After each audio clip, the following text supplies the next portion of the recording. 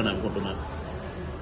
ఇక అప్పుడు వారికి రమణ గారికి చెప్పడం జరిగింది, ఇది అయిపోయిన తర్వాత నేను ప్రెస్కి 2 మాటలు మాట్లాడుకోవాలి, ఒకవేళ ఎవరన్నా అడిగితే నేను చెప్పాల్సి వస్తుంది కనుక దాన్ని నేనే ప్రిపేర్ అయితే కరెక్ట్ అని చెప్పాలనుకున్నా. రాజీనామా చేస్తున్నానని చెప్పిన బీజేపీలో ఇక నాకు ఎలాంటి సంబంధం లేదు, మెంబర్షిప్తో సహా అన్నిటినిగా కూడా నేను అన్నిటికీ రాజీనామా చేస్తున్నాను.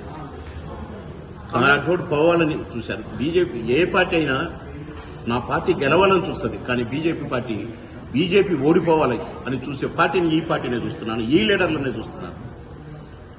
బాగా పనిచేసేటోళ్లు కావాలి, పని దొంగలు కానీ వెధవలు కానీ పోవాలని కోరుకుంటారు. కానీ ఇక్కడ వెధవలు కావాలి, మంచిగా పనిచేసేటోళ్ళని నిలగొట్టాలి, బాబోళ్ళు అంటే నిలగొట్టాలని ఇదేంటో ఈ టైప్ ఆఫ్ స్ట్రాటజీ ఉన్నటువంటి బీజేపీ పార్టీలో నాలాంటి పనిచేయడం కష్టం అని డిసైడ్ అయ్యి రిజైన్ చేద్దామని డిసైడ్ అయ్యింది. అంటే మీరు గతంలో ఇక్కడే ఈ స్టేజ్ మీద కూర్చొని గతంలో కూడా చెప్పారు, మీరు ఆరోపణలు చేశారు, మరి అప్పుడే రాజీనామా చేయకుండా ఇప్పుడే ఎందుకు చేశారు సార్?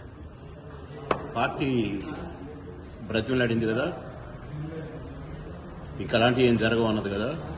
నేను ఏ ఆరోపణలు చేయలేదు బ్రదర్, పోటీ చేయట్లేదు, ఎమ్మెల్యేగా పోటీ చేయను, నాకు టికెట్ వద్దు, ఎవరికన్నా ఇచ్చుకోండి, మా అబ్బాయికి ఇచ్చుకుంటారా, ఎల్లయ్యకి ఇచ్చుకుంటారా, పుల్లయ్యకి ఇచ్చుకుంటారా, సేమ్ లాంగ్వేజ్ మాట్లాడాను. బాబు మన భాషలో తప్పులుండవు బ్రదర్, ఒకటి చెప్పి ఇంకొకటి మాట్లాడటం ఉండదు బ్రదర్. అప్పుడు నేను ఎవరి మీద ఏ ఆరోపణలు చేయలే. నెక్స్ట్ ప్రెస్ మీట్ ఉంటది, రాంబాణం వదులుదా అని చెప్పిన, కానీ నెక్స్ట్ ప్రెస్ మీట్ ఇదైంది.